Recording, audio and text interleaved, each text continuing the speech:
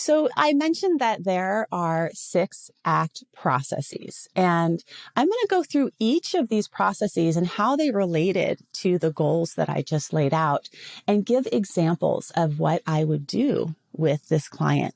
Because as we look at the 6 core processes, each process in ACT gives us an avenue of a way to intervene.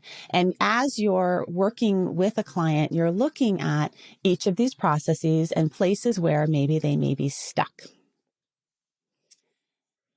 And you don't have to do these in any order, really. It's looking at what would be most beneficial in the moment. Just like you don't have to work on one side of the Rubik's Cube before you work on another. They're all interconnected. So you may choose to work on one process and ACT at a certain time and then go and work on another and go back and forth. But I'm breaking them up in this way so that they're more accessible and understandable. And the first process in ACT that I often will start with clients around is the process of being present.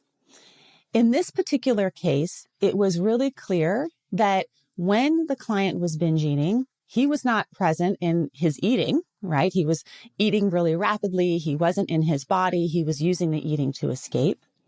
And he also was not present with his studying, right? It's hard to learn something if you're distracted while you're learning it.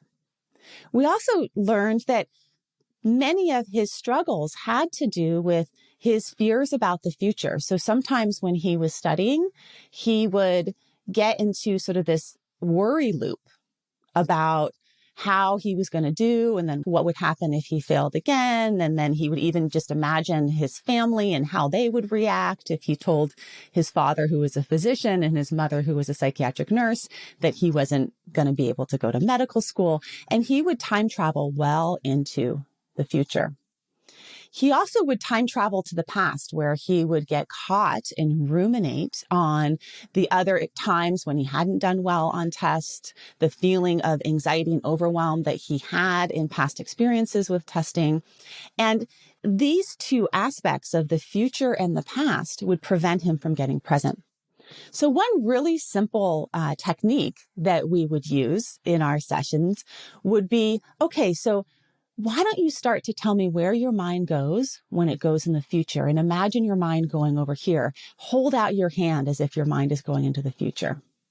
And then imagine where your mind goes when it goes in the past. Hold out your hand where your mind is going into the past. And where is the studying happening? It's right here. So let's bring our mind back over and over again to the present moment. If you take your dog out on a leash and it's a puppy, it's going to easily get distracted. Our minds get distracted.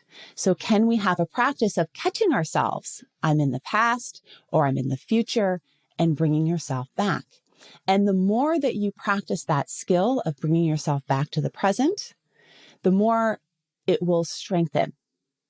Oftentimes we use metaphors in ACT, and I will use the metaphor of like playing an instrument or learning a sport. Practice helps you strengthen the skill so it gets easier over time. And the same is true with these being present practices. So that was one of the very first things that we did, was helping him just pay attention to where is he? Is he caught in the future? Is he caught in the past? How can he get back present? And then we brought that being present process also into his eating. Because oftentimes for folks that struggle with binge eating or restrictive eating, they are anywhere but the present moment when they are engaging in eating. And for this client, he actually had a real value of enjoying food. And food is very much part of his familia, his culture. He enjoyed eating. But when he was binge eating, he actually wasn't enjoying it. So we started with a practice of mindful eating and appetite awareness, where he would just check in first before eating with his body. 2 eyes in. How hungry was he? And also paying attention while eating for just the first 3 bites, first 3 minutes, just that little first part of eating.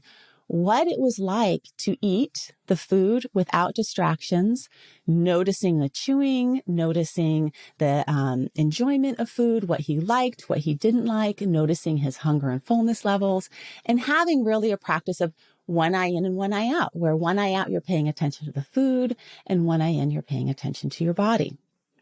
Again, the mind can go off into the future. Oh no, what if I lose control over my eating? Or to the past, oh, I shouldn't be eating because I overate last night.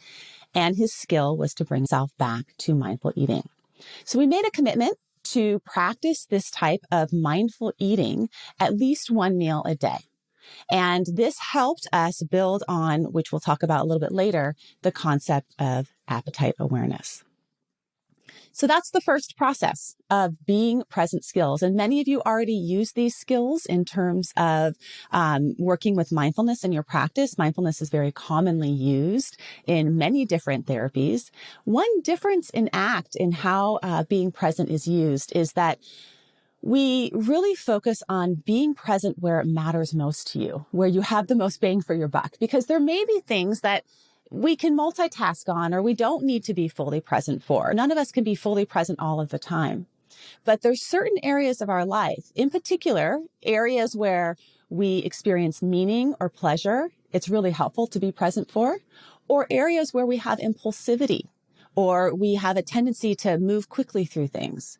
To help your clients slow down in those areas can be very helpful.